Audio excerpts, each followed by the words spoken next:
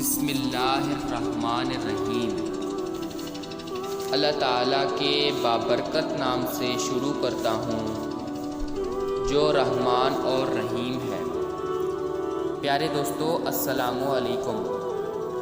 آج کا ہمارا موضوع شیر خدا حضرت علی رضی اللہ تعالیٰ عنہ کے اقوال ہیں، لیکن اس سے پہلے آپ سے گزارش ہے کہ ہمارے چینل کو سبسکرائب کریں اور ویڈیو کو لائک کریں، شکریہ۔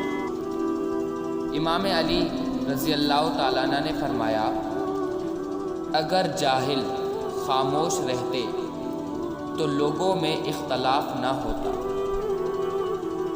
انسان کی دو فضیلتیں ہیں، عقل اور زبان۔ عقل سے فائدہ حاصل کرنا اور زبان سے فائدہ پہنچانا ہے۔ انسان کی فضیلت کا عنوان عقل اور اس کا حسن اخلاق سے ہے۔ ہر انسان کی قیمت اس کی عقل کے مطابق ہے۔ انسان کی اصل اس کی عقل ہے اور اس کی عقل اس کا دین ہے۔